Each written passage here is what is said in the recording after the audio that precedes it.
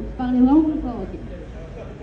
Donc ouais, merci beaucoup d'être présent aujourd'hui à ce deuxième rassemblement de soutien pour Joachim, donc mon compagnon depuis bientôt 2 ans.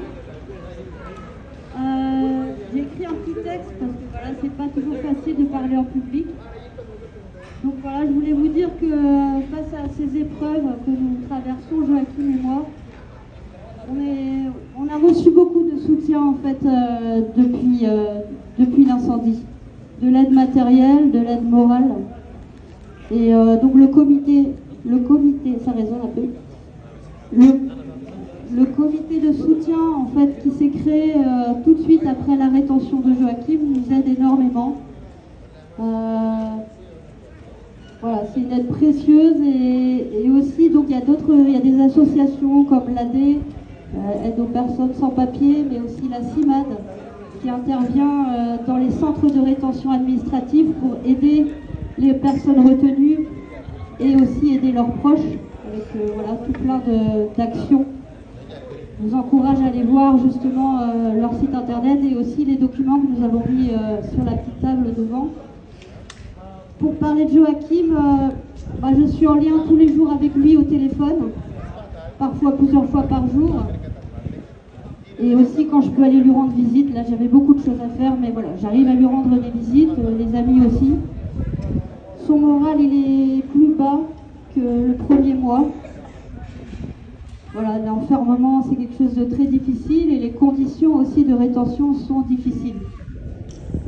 Voilà, au-delà de l'enfermement, il y a ce manque d'intimité, c'est pas comme dans une prison, il n'y a pas de porte qui ferme, donc tout le monde peut rentrer dans la pièce où on dort, ce qui peut être difficile quand on sort d'un choc post-traumatique.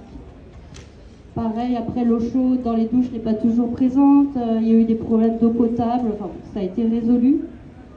Et effectivement, il y a cette prise en charge de la santé qui n'est pas évidente. Quand il souffrait de douleurs dentaires au début du mois, ça a mis aussi quelques jours, quand même 5 jours avant qu'il y ait un rendez-vous pour soigner sa rage de dents. Pareil, au niveau de la prise en charge au niveau psychologique, on a vraiment fait beaucoup de démarches, lui aussi, pour pouvoir rencontrer simplement un psychologue.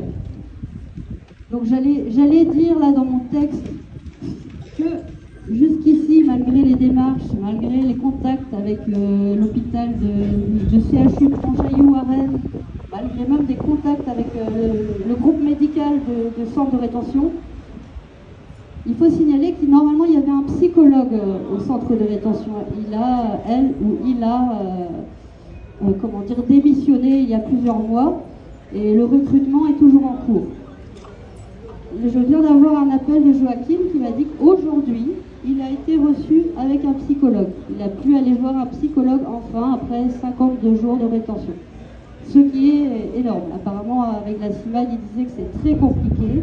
Donc c'est une bonne nouvelle aujourd'hui.